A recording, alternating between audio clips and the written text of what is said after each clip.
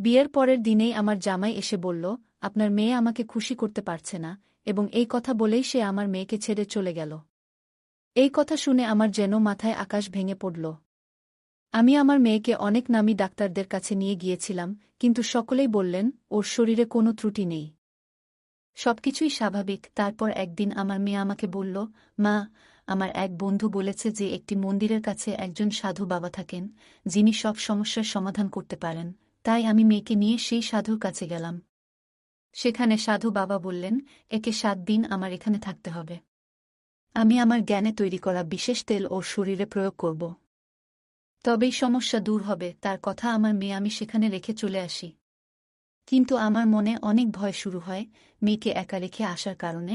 তাই আমি মেয়েকে দেখতে সাধু বাবার কাছে যাই। সেখানে গিয়ে যা দেখলাম তাতে আমি অবাক হয়ে গেলাম। সাধু বাবার ঘরের দরজা খুলতেই চোখ গেল পাশের একটি ঘরে। সেই দৃশ্য দেখে আমার হৃদয় থমকে গেল। মনে হচ্ছিল যেন মাথা ঘুরে পড়ে যাব। আমার মেয়ে কিভাবে এমন কিছু করতে পারে তা বিশ্বাস হচ্ছিল না। সাধু বাবা, বন্ধুরা, আজকের গল্পটা অনেক বেশি স্পেশাল। আশা করি তোমাদের ভালো লাগবে। তাই গল্পগুলো ভালো লাগলে ভিডিওটি লাইক, শেয়ার এবং চ্যানেলটি সাবস্ক্রাইব করো। আমার নাম রুমি, আর আমার মেয়ে আমার জীবনের একমাত্র সহায়। আমার স্বামী আমার মেয়ের জন্মের কিছুদিন পরই মারা যান। তবে স্বামীর রেখে যাওয়া সম্পত্তির কারণে আমাদের অর্থের কোনো অভাব হয়নি। স্বামীর সমস্ত সম্পত্তি আমার নামে করে যাওয়ায় আমাদের জীবন বেশ সচ্ছল ছিল। স্বামীর চলে যাওয়ার পর আমি একাই আমার মেয়েকে বড় করে তুলেছি। যখন সে বিয়ের যোগ্য হয়ে উঠল, আমি তার বিয়ের আয়োজন করতে শুরু করলাম। বিয়ের প্রস্তুতির জন্য আমার শাশুড়ি ও জেঠানি গ্রামের বাড়ি থেকে এসে সাহায্য করলেন, যার ফলে মেয়ের বিয়েটা খুব সুন্দরভাবে সম্পন্ন হয়। তখন আমি খুবই খুশি ছিলাম যে মেয়ের বিয়ের সমস্ত দায়িত্ব ঠিকঠাকভাবে শেষ হয়েছে। বিয়ের কিছু রীতিনীতি বাকি ছিল, আর আমি সব আত্মীয়স্বজনদের বিয়েতে আমন্ত্রণ জানিয়েছিলাম।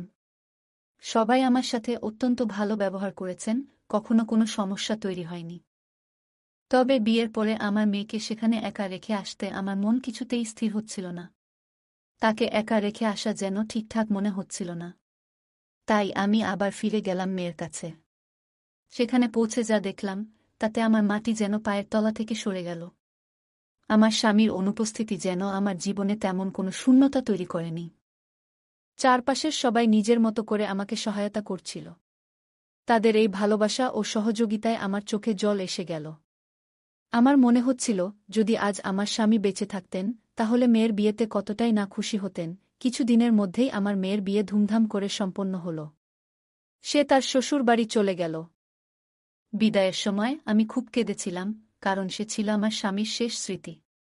কিন্তু মেয়েরা তো একদিন না একদিন শ্বশুরবাড়ি চলে যায়। তাই আমি মেয়ের সুখী জীবনের জন্য ঈশ্বরের কাছে প্রার্থনা করলাম। সবকিছু মিটে যাওয়ায় আমার মনে এক শান্তি এলো। আমি ভগবানের কাছে কৃতজ্ঞ ছিলাম যে তিনি আমার মেয়েকে ভালো একটি পরিবার দিয়েছেন। পরের দিন হল ঘরে বসে আমি মেয়ের স্মৃতিতে অশ্রুসিক্ত হচ্ছিলাম। এই পৃথিবীর নিয়মটাই অদ্ভুত। সারা জীবন নিজের হাতে বট করে তোলার পর মেয়েকে একদিন অন্য কেউ এসে নিজের ঘরে নিয়ে যায়। কাঁদতে কাঁদতে যখন মনে একটু হালকা অনুভব করছিলাম, তখন পাশের ঘর থেকে আমার ফোনের ঘণ্টি বাজতে লাগল। মেয়ের চলে যাওয়ার পর অতিথিরাও ধীরে ধীরে বিদায় নিয়েছিল। কেবল ঘনিষ্ঠ কয়েকজন আত্মীয় ঘরে রয়ে গিয়েছিল, যারা সবাই ঘুমিয়ে পড়েছিল। কিন্তু আমি তখনও হলঘরে একা বসেছিলাম। বিয়ের পরদিনই মেয়ের অনুপস্থিতিতে বাড়িটা একেবারে ফাঁকা ফাঁকা লাগছিল। একদিনের মধ্যেই যেন সব বদলে গেছে। ঘরে একা বসে থাকতে অস্বস্তি হচ্ছিল, তাই একটা গভীর শ্বাস নিয়ে নিজের ঘরে চলে গেলাম। কিন্তু ততক্ষণে ফোনের রিং বন্ধ হয়ে গেছে। বিছানায় শোয়ার আগে মেয়ের সুখের জন্য আবারও ভগবানের কাছে প্রার্থনা করলাম, যেন সে তার নতুন সংসারে সুখী থাকে। পরের দিন অতিথিরাও বিদায় নিল, আর আমি পুরোপুরি একা হয়ে গেলাম। আমার বাড়ির কাজের লোকের কাজ শেষ করে চলে যেত, ফলে বাড়িতে আমি একাই থাকতাম। আজ মেয়ের বিয়ের দ্বিতীয় দিন, আর গৃহপরিচারিকা কাজ দ্রুত সেরে এসে জিজ্ঞেস করল সে একটু আগে যেতে পারে কিনা। তার কাজ শেষ হয়ে যাওয়ায় তাকে অনুমতি দিলাম। কিছুক্ষণ পরে আমার জামাই মেয়েকে নিয়ে হঠাৎ বাড়িতে চলে এলো। মেয়েকে দেখে খুব খুশি হলাম, কিন্তু জামাই যখন বলল যে সে মেয়েকে আমার কাছেই রেখে যাবে, তখন আমি স্তব্ধ হয়ে গেলাম। এত শীঘ্রই সে মেয়েকে ফিরিয়ে দেবে ভাবিনি। মনে হলো হয়তো কোনো রীতি বা অনুষ্ঠান বাকি আছে, তাই তারা এসেছিল। কিন্তু জামাই বলল, আপনার মেয়ে আমাকে খুশি রাখতে পারছে না, তাই আপনি ওকে নিজের কাছেই রাখুন। এই কথা শুনে আমার লজ্জায় মাথা নত হয়ে গেল। কিভাবে কথা বলবো বা কি প্রশ্ন করব তা কিছুই বুঝতে পারছিলাম না। মেয়েও মাথা নিচু করে দাঁড়িয়েছিল। জামাই যখন মেয়েকে রেখে চলে যেতে চাইল, তখন আমি তার হাত ধরে বোঝানোর চেষ্টা করলাম। আমি বললাম, দয়া করে এমনটা করবেন না। আমি ক্ষমাপ্রার্থী যদি কোনো ভুল হয়ে থাকে। আমি ওকে বুঝিয়ে বলব। ও এখনো নতুন, সংসার জীবনের অনেক কিছুই জানে না। যদি কোনো ত্রুটি হয়ে থাকে তবে আমি আপনার কাছে ক্ষমা চাইছি। এত তাড়াতাড়ি সিদ্ধান্ত নেবেন না। দয়া করে ওকে আবার নিজের বাড়িতে নিয়ে যান। আমার মনে হচ্ছিল, যদি লোকে শুনতে পায় যে বিয়ের পরের দিনই জামাই আমার মেয়েকে ছেড়ে দিয়ে গেছে, তাহলে কত কথাই না উঠবে। কিভাবে মানুষকে বোঝাবো, আর তাদের প্রশ্নের কি উত্তর দেব? লোকে যদি আমার মেয়ের চরিত্র নিয়ে কিছু বলে, আমি সেটা সহ্য করতে পারব না। সত্যি কি আমার মেয়ের কোনো ভুল ছিল, নাকি জামাই আমাকে মিথ্যে কিছু বলছে, এখনো জানি না, তবে আমার কথা তার উপর কোনো প্রভাব ফেলল না। সে আমার দিকে তাকালো না, বরং হাত ছাড়িয়ে বলল, আপনার মেয়েকে এখানেই রেখে যাব, এবং চলে গেল। তখন আমার মনে নানা প্রশ্ন জাগতে লাগল। হয়তো মেয়ে কিছু বলতে অস্বীকার করেছিল, হয়তো তাদের মধ্যে কোনো ঝগড়া হয়েছিল। চোখে জল নিয়ে মেয়ের দিকে তাকালাম, দেখলাম সেও কাঁদছে। তাকে নিয়ে ঘরের ভেতর এসে বসলাম। এরপর আমি মেয়েকে নামকরা ডাক্তারদের কাছে নিয়ে গিয়ে পরীক্ষা করালাম। কিন্তু সব ডাক্তারই বললেন যে সে সম্পূর্ণ সুস্থ, ওর মধ্যে কোনো ত্রুটি নেই। তখনই আমি সিদ্ধান্ত নিলাম যে জামাইয়ের কাছে গিয়ে সরাসরি জিজ্ঞেস করব, যখন আমার মেয়ে সম্পূর্ণ সুস্থ, তাহলে আপনি এমন অভিযোগ কেন তুললেন? মেয়েকে বললাম, আমি এখনই এর উত্তর খুঁজে বের করব। আমি ভাবছিলাম যে জামাইয়ের কাছে প্রশ্ন করবই। আমার কথা শুনে মেয়ে বেশ ভয় পেয়ে গেল এবং তার হাত কাঁপতে লাগল। সে বলল, মা প্লিজ, তুমি ওকে কিছু বলো না। কে জানে ও তোমার কথা শুনবে কি না। যদি রাগ করে আমাকে ছেড়ে চলে যায় বা অন্য কিছু করে বসে। মেয়ের কথা শুনে আমার মন আরও জটিলতায় ভরে উঠল। আমি লক্ষ্য করছিলাম, এই বিষয়ে কথা বলার সময় মেয়ে চোখ সরিয়ে কথা বলে, যা আমার কাছে অদ্ভুত লাগছিল। কিন্তু মেয়ের জন্য সবকিছু চুপচাপ সহ্য করছিলাম। আমার মন তখন দ্বিধায় ছিল, কার ভুল আর কার কথা সত্যি। সত্যটা জানা আমার জন্য সহজ ছিল না, তবে তাড়াহুড়ো করে কিছু সিদ্ধান্ত নেওয়া ঠিক হবে না। কিছুক্ষণ পর আমরা গাড়িতে উঠে বাড়ির পথে রওনা দিলাম, কিন্তু সেই প্রশ্নগুলো মাথায় ঘুরতেই থাকল। মনে হচ্ছিল এমন কিছু হয়তো আছে যা আমি এখনো বুঝে উঠতে পারিনি। হয়তো জামাই মেয়েকে পছন্দ করে না এবং অন্য কাউকে পছন্দ করে। তাই সে আমার মেয়েকে দোষ দিচ্ছে, নাকি সত্যিই আমার মেয়ের মধ্যেই কোনো ভুল আছে, এইসব চিন্তা আমাকে আচ্ছন্ন করে রেখেছিল। এইসব ভাবতে ভাবতেই কখন যে আমরা বাড়ি পৌঁছলাম টের পাইনি। কিছুক্ষণ পর মেয়ে নিজের ঘরে চলে গেল। রাতের খাবার শেষে সে আমার জন্য চা বানিয়ে এনে আবার নিজের ঘরে চলে গেল। কিছুক্ষণ পর সে শান্ত কণ্ঠে আমার কাছে এসে বলল, মা, আমার এক বান্ধবী বলেছে, গ্রামের বাইরে এক মন্দিরের পাশে একজন সাধুবাবা থাকেন, যিনি সব সমস্যার সমাধান করতে পারেন। যদি সেখানে যাই হয়তো কিছু সমাধান মিলবে। মেয়ের কথা শুনে অবাক হলাম। বললাম, ঠিক আছে, তুই যদি তাই চাস, তবে আমরা সেখানে যাব। ভাবলাম, যদি সত্যিই সেই সাধুবাবার কাছে কোনো সমাধান থাকে, তবে হয়তো মেয়ের জীবন আবারও সুন্দর হয়ে উঠবে। আমার সম্মতি পাওয়ামাত্রই মেয়ে যেন তাড়াহুড়ো করে প্রস্তুত হয়ে গেল। তার এমন তাড়াতাড়ি দেখে একটু অবাক হলেও বেশি মনোযোগ দিলাম না। আমরা সাধুবাবার কাছে যাওয়ার জন্য রওনা হলাম এবং কিছুক্ষণ পর সেখানে পৌঁছলাম। কিন্তু সেই জায়গার পরিবেশ দেখে কিছুটা চমকে গেলাম। সাধারণত যেখানে সাধুবাবার কাছে ভিড় থাকে সেখানে আজ কেউ নেই। চারপাশে অদ্ভুত নীরবতা আর এক ধরনের অস্বস্তিকর অনুভূতি ছিল। আমি আর মেয়ে সেই কক্ষে প্রবেশ করলাম, আর চারপাশে চোখ বুলিয়ে দেখলাম। সাধুবাবার কাছে পৌঁছেই মেয়ের পরিস্থিতির সব কথা বললাম। তিনি মনোযোগ দিয়ে সব শুনলেন এবং বললেন, আপনার মেয়েকে 7 রাত এখানে থাকতে হবে। আমি তাকে বিশেষ তেল দিয়ে মালিশ করব। এসব বলতে গিয়ে তিনি একবারও আমাদের দিকে তাকালেন না। তার দৃষ্টি নিচু ছিল, আর তিনি মন্ত্রপাঠে ব্যস্ত ছিলেন। তার এমন আচরণে আমার ভেতরে কিছুটা অস্বস্তি হচ্ছিল। কিন্তু ঠিক কী ব্যাপারটা অস্বাভাবিক মনে হচ্ছে তা বুঝতে পারছিলাম না। মেয়েকে সেখানে 7 দিন রেখে যাওয়ার চিন্তা মন থেকে মেনে নিতে পারছিলাম না, তবুও যেন পরিস্থিতির চাপে বাধ্য হলাম। মেয়ের জীবনে শান্তি ফেরানোর জন্য আমি এই সিদ্ধান্ত নিলাম। কারণ জানতাম সমাজে তালাকের কালিমা নিয়ে মেয়ের বেঁচে থাকা সহজ হবে না। ধনী হোক বা গরিব, আমাদের সমাজে দোষ সবসময় মেয়ের ঘাড়েই পড়ে, তাই নিজের মনকে শক্ত করে তাকে সেখানে রেখে বাড়ি ফিরে এলাম। কিন্তু বাড়িতে এসেও মন যেন ওই সাধুবাবার কাছেই পড়ে রইল। সবকিছু যেন কিছুটা অস্বাভাবিক ঠেকছিল। বারবার মনে হচ্ছিল, আমি কি কোনো ভুল কিছু করলাম নাকি। আবার বিকেল হতে না হতেই মনে হলো আবারও সেখানে যাওয়া উচিত। প্রথমে ভাবলাম কিছু খেয়ে একটু শান্ত হয়ে যাই, তারপরই যাব। কিন্তু মনের মধ্যে অশান্তি এতটাই বাড়তে লাগল যে আর অপেক্ষা করতে পারলাম না। বাড়ি থেকে বেরিয়ে সেখানে ফেরার জন্য প্রস্তুতি নিলাম, তৈরি হচ্ছিলাম, তখন হঠাৎ পাড়ার এক মহিলা আমাকে ডেকে বললেন, এই রাতবেলায় কোথায় যাচ্ছ? সব ঠিক আছে তো? তোমাকে বেশ চিন্তিত লাগছে। তার কথা শুনে থমকে গেলাম। কিছু না বলে বেরিয়ে গেলে হয়তো সে সন্দেহ করত আর প্রশ্ন করতেই থাকত। অন্যদেরও জানিয়ে দিতে পারত। তাই বললাম, না, তেমন কিছু না। মায়ের কাছে যাচ্ছি, মনটা খারাপ লাগছে, মাকে খুব মনে পড়ছে। আমার মাকে সবাই চিনত, মাঝে মাঝে তিনি আমার এখানে 1 সপ্তাহের জন্য এসে থাকতেন। তখন পাড়ার সবাই তার কাছে আশীর্বাদ নিতে আসত, মাও তাদের সবার সঙ্গে খুব আন্তরিকতার সঙ্গে মিশতেন। আমার মুখ থেকে মায়ের কথা শুনে প্রতিবেশী বললেন, হ্যাঁ, তুমি ঠিকই বলেছ। তোমার মেয়ের বিয়ে হয়েছে বলে হয়তো একটু একাকিত্ব অনুভব করছ। বলে তিনি আমার পাশে এসে দাঁড়ালেন এবং নানা বিষয়ে কথা বলতে শুরু করলেন। কিন্তু তখন তার সঙ্গে কথা বলার কোনো ইচ্ছাই ছিল না। আমার মন ছিল শুধু মেয়েকে নিয়ে। ভাবছিলাম, কত ভেবেচিন্তে মেয়ের জন্য এই সম্পর্ক ঠিক করেছিলাম যাতে সে সুখে থাকে। কিন্তু কে জানত এমন পরিস্থিতি তৈরি হবে। প্রতিবেশী তখনও নানা বিষয়ে কথা বলেই যাচ্ছিলেন, কিন্তু আমার মন সেখানে ছিল না। শুধু চাইছিলাম কোনোভাবে তার থেকে মুক্তি পেতে। তিনি আবার জিজ্ঞাসা করলেন, তোমার কি কোথাও যাওয়ার ছিল? আমি মাথা নেড়ে সায় দিলাম, কিন্তু কথা বাড়াতে ইচ্ছা ছিল না। অবশেষে তার থেকে মুক্ত হয়ে বাইরে বের হলাম। পুরো সময় মেয়েকে নিয়ে ভাবছিলাম, আর একটা অজানা আশঙ্কায় মন ছটফট করছিল। মনে হচ্ছিল, এভাবে চলতে থাকলে যেন শান্তি আর ফিরে পাব না। আমার মনের ভেতরে প্রশ্ন আর সন্দেহ ক্রমাগত ঘুরছিল। ভাবছিলাম, প্রতিবেশীকে যদি সব বলে দিই, সে হয়তো আরও রং লাগিয়ে এই ঘটনাটা পাড়ার সবার মাঝে ছড়িয়ে দেবে। মেয়ের এই পরিস্থিতি আমাকে এতটাই লজ্জিত করে তুলেছিল যে কারো সামনে যাওয়ার সাহস পাচ্ছিলাম না। আমার মেয়েকে জামাই বাড়িতে রেখে গেছেন 2 দিন হল, আর আশেপাশের মানুষ কি বলবে সেই চিন্তাও মাথায় ঘুরছিল। কোনো সিদ্ধান্তে পৌঁছাতে পারছিলাম না, মনে শুধু ঘুরছিল কেন জামাই এমন সিদ্ধান্ত নিলেন।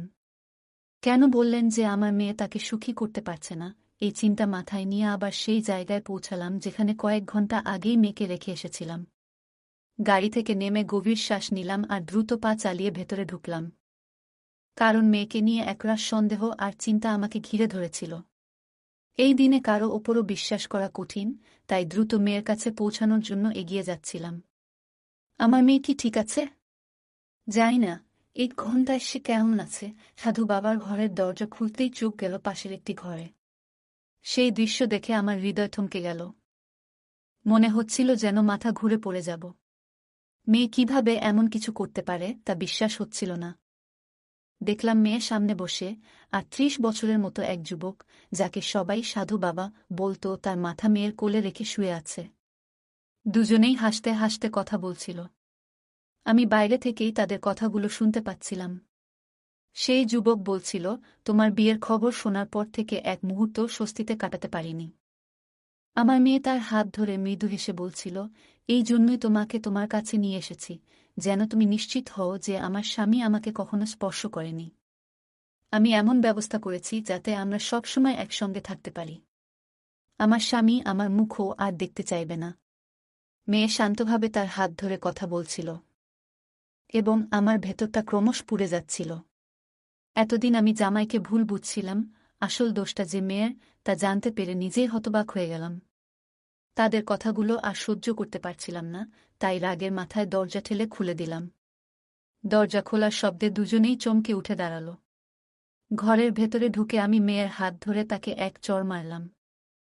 তারপর বললাম, এমন কাজ করার সময় তোমার একবারও লজ্জা হল না? মায়ের কথা একবারও মনে পড়ল না? একা হাতে তোমাকে মানুষ করেছি। আবারও তার গালে এক চড় কষালাম। আমার এই রূপ দেখে সেই কথিত সাধু মেয়েকে বাঁচানোর জন্য এগিয়ে এলো, কিন্তু আমার রাগ দেখে চুপচাপ মাথা নিচু করে দাঁড়িয়ে রইল। রাগে ফুঁসতে ফুঁসতে মেয়েকে জিজ্ঞেস করলাম, তুমি তোমার স্বামীকে এমন কি বলেছ যে সে তোমাকে বাপের বাড়িতে রেখে চলে গেল? তখন মেয়ে কাঁদতে কাঁদতে আস্তে আস্তে বলল, আমি স্বামীকে বলেছি, কেন তুমি আমার সঙ্গে বিয়ে করলে?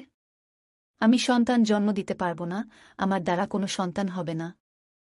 তুমি কেন তোমার জীবন নষ্ট করছ? আমাকে ছেড়ে দাও, আমার মা তোমাদের সবার সাথে প্রতারণা করেছে। মেয়ের মুখ থেকে এই কথা শুনে মাথায় হাত দিয়ে বসে পড়লাম। এতটাই রাগ হলো যে মনে হলো তার গলা টিপে ধরে সব শেষ করে দিই। আমার মেয়ে এমন কৌশলে সবকিছু করল কিভাবে? আমি তো কখনো এমন শিক্ষা দিইনি। তবু কেন এমন পথে সে হাঁটল? তখন মেয়ে মাথা তুলে বলল, মা, আমি ওকে ভালোবাসি আর তাকেই বিয়ে করব। সে তখন নির্ভয়ে আমাকে তার কথাগুলো বলছিল, সাহস নিয়ে মুখের উপর বলছিল। কিন্তু সেই সময় আমি কিছু বলিনি, তাকে টেনে নিয়ে বাড়িতে চলে এলাম। বাড়িতে ফিরে তাকে বুঝানোর চেষ্টা করলাম, দেখো মেয়ে, আবেগে ভেসে কোনো সিদ্ধান্ত নিও না। জানি তুমি ওকে ভালোবাসো, কিন্তু ভাবো, এখন তোমার বিয়ে হয়ে গেছে, এখন তোমার একজন স্বামী আছে এবং তোমার জন্য নিজের সম্পর্কের দিকে মনোযোগ দেওয়া জরুরি। আমি তাকে অনেক বোঝানোর চেষ্টা করেছিলাম, কিন্তু সে আমার কোনো কথাই শুনতে চাইছিল না। অবশেষে নিরুপায় হয়ে আমি তাকে তার স্বামীর কাছে নিয়ে গেলাম। তার স্বামীর সামনে গিয়ে আমি সব সত্যি কথা বলে দিলাম এবং আমার মেয়ের পক্ষ থেকে ক্ষমাও চাইলাম। এটা শুনে তার স্বামী বলল, না, আমি আর তাকে আমার সঙ্গে রাখতে পারব না। যে মেয়ে অন্য একজনের জন্য নিজের স্বামীকে ছেড়ে দিতে পারে সে কখনো সুখী হতে পারবে না। আমি এত বড় মনের মানুষ নই যে সব কিছু জেনে শুনে এমন একজন মেয়েকে গ্রহণ করব। আমি তাকে তালাক দেব এবং অন্য কারো সঙ্গে বিয়ে করব। আমি তার সামনে মাথা নত করে দাঁড়িয়েছিলাম। আমি জানতাম সে একজন খুব ভালো মানুষ এবং আমার মেয়ে তার সঙ্গে খুব সুখী হতে পারত। আজ না হোক কাল সব ঠিক হয়ে যাবে বলে আমি আশা করেছিলাম। কিন্তু আমার সমস্ত প্রচেষ্টা সত্ত্বেও সে আমার কথা মানেনি। অবশেষে তার স্বামী আমার মেয়েকে তালাক দিল এবং অন্য কারো সঙ্গে বিয়ে করল। এরপর আমি আমার মেয়ের বিয়ে সেই ব্যক্তির সঙ্গে দিয়ে দিলাম যাকে সে সত্যিই ভালোবাসত। সে তার প্রথম স্বামীকে স্পর্শ করতেও চায়নি, তাই আমি সিদ্ধান্ত নিলাম যে তার দ্বিতীয় বিয়ে সেই ব্যক্তির সঙ্গেই হওয়া উচিত যাকে সে ভালোবাসত। আমি আমার মেয়েকে রাগান্বিত হয়ে বললাম, আজ থেকে তোমার সাথে আমার আর কোনো সম্পর্ক নেই, আর কোনো দিনও আমার সামনে আসার চেষ্টা করো না। তোমার বাবা চলে যাওয়ার পর আমি একা তোমাকে বড় করেছি। তুমি তখন খুব ছোট ছিলে। চাইলে আমি অন্য কারো সাথে বিয়ে করে নতুন জীবন শুরু করতে পারতাম, কিন্তু আমি সেটা করিনি। তোমাকে সঠিক শিক্ষা ও ভালো জীবন দেওয়ার চেষ্টা করেছি যাতে তোমার কোনো অভাব না হয়। কিন্তু তার পরিবর্তে তুমি আমাকে কি দিলে? এই কথাগুলো বলে আমি তাকে বাড়ি থেকে বের করে দিলাম। কিভাবে সে এখন বাঁচছে, কেমন আছেন তার স্বামী, এসব নিয়ে আমি আর কোনো খোঁজ খবর রাখিনি। তার বিয়ে হয়েছে 7 বছর হলো, আর এই 7 বছরে একবারও সে আমার কাছে আসেনি। তবে হঠাৎ একদিন সে এসে আমার সামনে দাঁড়ালো এবং বলল, মা, আমি যে মিথ্যা বলেছিলাম যে আমি সন্তান সম্ভবা হতে পারি না, সেটা এখন সত্যি হয়ে গেছে। এই 7 বছরে আমি কখনোই মা হতে পারিনি। এখন শাশুড়ি আমার স্বামীকে অন্য কাউকে বিয়ে করার জন্য বলছেন, কারণ আমি তাকে কখনো বংশের উত্তরাধিকার দিতে পারব না। এ নিয়ে আমাদের মধ্যে প্রায় ঝগড়া হয়। তাকে আমি বললাম, তুমি যে ভুল করেছিলে তার ফলই এখন ভুগছ। সে তখন আমার সামনে হাত জোড় করে বলল, মা, আমি তোমার কাছে অপরাধী, আমাকে ক্ষমা করে দাও। আমি তাকে বললাম, আমার কাছে ক্ষমা চেয়ে কোনো লাভ নেই, বরং তোমার প্রথম স্বামীর কাছে ক্ষমা চাও, কারণ তার কোনো দোষ ছিল না, তবুও তুমি তাকে তার অধিকার থেকে বঞ্চিত করেছিলে। যদি সে তোমাকে ক্ষমা করে, তাহলে আমিও তোমাকে ক্ষমা করব। আমার কথা শুনে আমার মেয়ে তার প্রথম স্বামীর কাছে গেল এবং তার কাছে ক্ষমা চাইতে লাগল। আশ্চর্যের বিষয়ে তার স্বামী তাকে সঙ্গে সঙ্গে ক্ষমা করে দিল, কারণ সে নিজের জীবনে খুবই সুখী ছিল। এরপর ঈশ্বরের আশীর্বাদে 9 বছর পর আমার মেয়ের ঘরে একটি সুন্দর পুত্র সন্তানের জন্ম হল। তখনই সে উপলব্ধি করল যে একজন মা তার সন্তানের জন্য কতটা চিন্তা করেন এবং সেই অনুভূতি কতটা গভীর। আসলে যতক্ষণ না একজন মেয়ে নিজে মা হয় সে কখনোই তার মায়ের কষ্ট এবং ত্যাগ পুরোপুরি বুঝতে পারে না। এরপর আমার মেয়ে আবার আমার কাছে ফিরে এলো এবং আমার সামনে হাত জোড় করে ক্ষমা চাইল।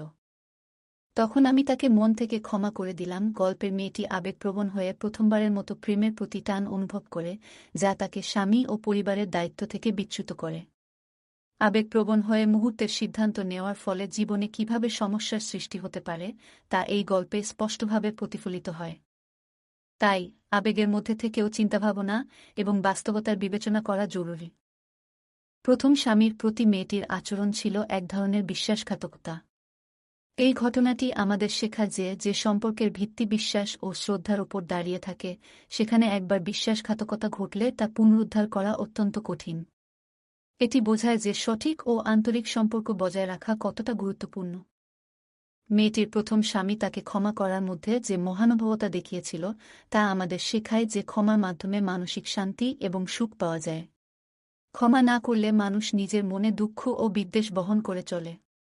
ক্ষমার শক্তি শুধুমাত্র নিজেকেই নয়, অপর পক্ষকেও শান্তি দিতে পারে। গল্পে মেয়েটির মা তার সন্তানকে সব রকম ত্যাগ স্বীকার করে বট করেছিলেন, কিন্তু মেয়েটি তা তখন উপলব্ধি করেনি। কিন্তু নিজে মা হওয়ার পর সে উপলব্ধি করল, একজন মা কিভাবে তার সন্তানের সুখ দুঃখ নিয়ে চিন্তা করেন। এই শিক্ষা আমাদের বোঝায় যে যতক্ষণ না কেউ নিজে সেই অভিজ্ঞতা লাভ করে, ততক্ষণ সে অন্যের ত্যাগ ও কষ্ট পুরোপুরি বুঝতে পারে না। গল্পের শেষে মায়ের ক্ষমা এবং মেয়ের সঙ্গে পুনর্মিলন আমাদের শেখায় যে সত্যিকারের ভালোবাসা কখনো দূরত্ব মেনে নেয় না। ভালোবাসা এবং সম্পর্ক যতটা ভেঙে যাক না কেন, সঠিক উপলব্ধি এবং ক্ষমার মাধ্যমে সম্পর্ককে আবারও মজবুত করা সম্ভব। বন্ধুরা, আজকের গল্পটা এখানেই শেষ। আশা করি গল্পটি আপনাদের ভালো লেগেছে। যদি গল্পটি আপনার হৃদয় ছুঁয়ে যায়, তাহলে অবশ্যই লাইক করতে ভুলবেন না। আপনার মতামত কমেন্টে জানাতে পারেন এবং আপনার বন্ধুদের সাথে গল্পটি শেয়ার করুন। এমনই আরও মজার এবং আবেগঘন গল্পের জন্য আমাদের চ্যানেলটি সাবস্ক্রাইব করুন এবং বেল আইকন চাপতে ভুলবেন না, যাতে আমাদের কোনো গল্প আপনারা মিস না করেন।